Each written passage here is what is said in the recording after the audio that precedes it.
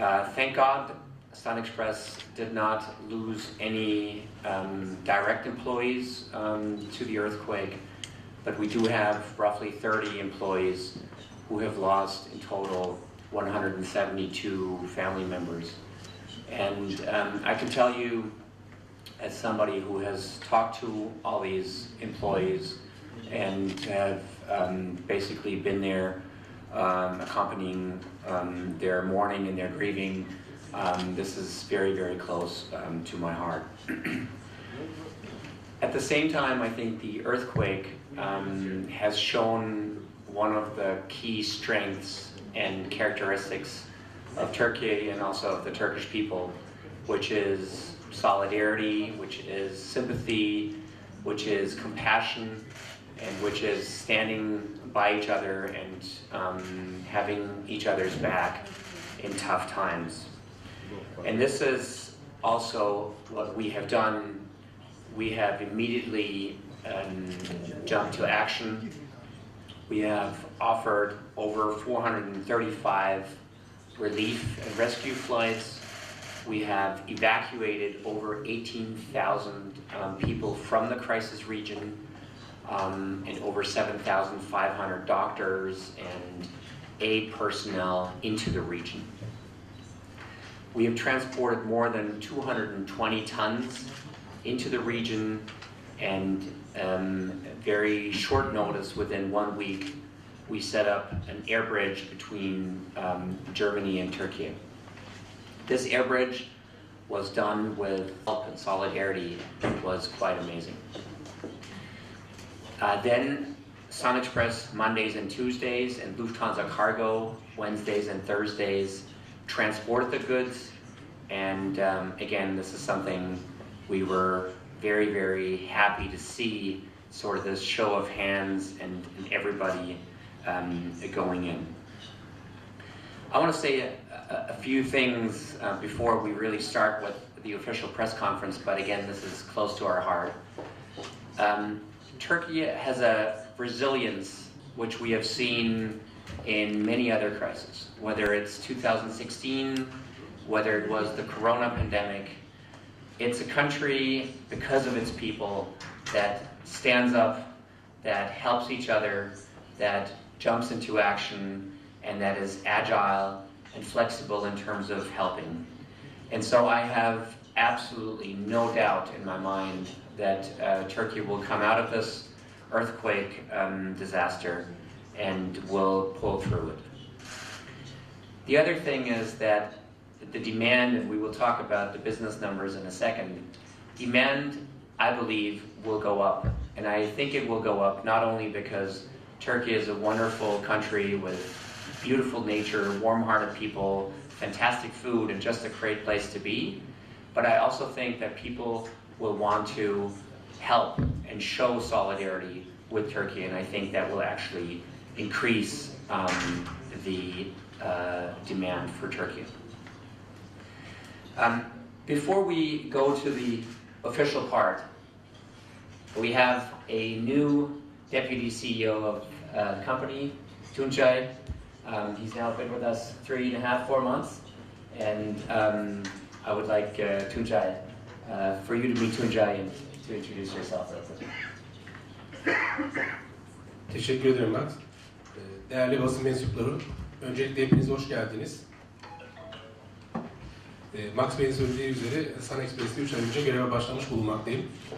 Kısaca kendimden bahsedecek olursak, yaklaşık 15 yıldır Türk Hava Yolları'nın çeşitli birimlerinde çalıştıktan sonra SunExpress ailesine katıldım. Bu Max Bey de kısaca bahsetti. Depremle ilgili olarak da ben bir parantez açmak istiyorum. Bildiğiniz üzere depremin ilk anından itibaren SunExpress ailesi olarak tüm önceliğimizi, eforumuzu sağlık ve kurtarma ekiplerinin bölgeye intikalini sağlamak ve orada bulunan vatandaşlarımız daha güvenli yerlere taşımak üzere harcadık. Bu konuda da sizlere çok teşekkür ediyoruz. Bizim yaptığımız çalışmaları halkımıza duyurdunuz, anlık olarak bilgi aktarımı sağladınız. Bundan dolayı destekleriniz ötürü size çok teşekkür ederim. Tekrar katıldığınız için çok teşekkürler.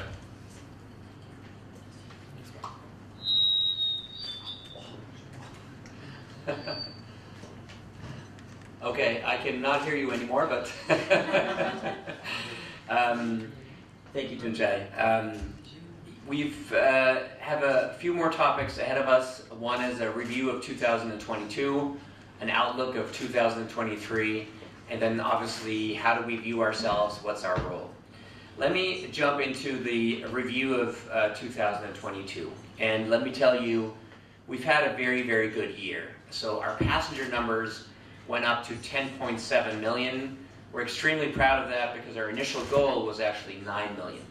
And so this is an all-time record through, again, a successful tourism diversification. What does that mean?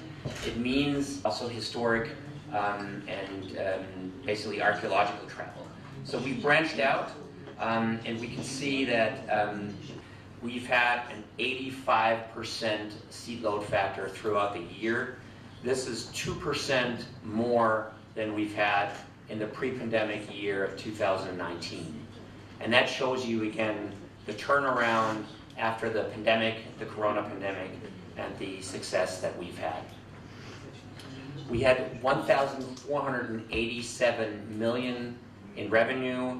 We've achieved not only our budget, but an aircraft, roughly 7 in Antalya, 3 in Izmir, and 1 in Ankara.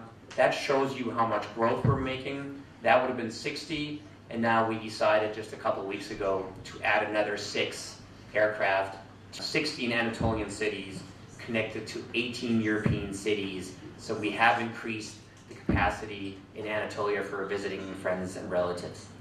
But we have also seen significant growth in the touristic part, the Riviera part, the sun and beach tourism. And again, here we have demands and bookings that are also above the previous year. We are, it says, the #1 Turkish leisure airline. You know, I always have mixed feelings when I read this headline because we are the best leisure airline in the world. But our goal is really to be the #1 leisure airline in Turkey.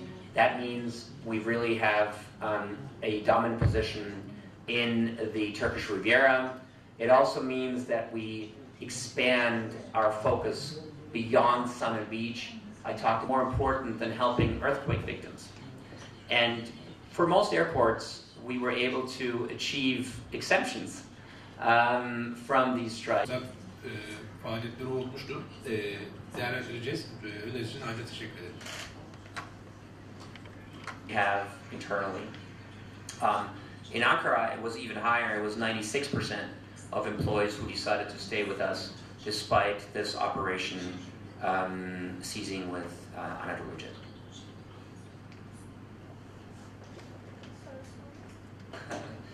I cannot comment on this. This is a commercial driven decision. We have 3 tiers of airport destinations we look at. Our core business, which is along the Riviera, which we operate, and then we do experiments typically with airports. So I cannot comment on the criticism, but I can comment on the decisions we take on how we pick an airport. And these are business-driven decisions.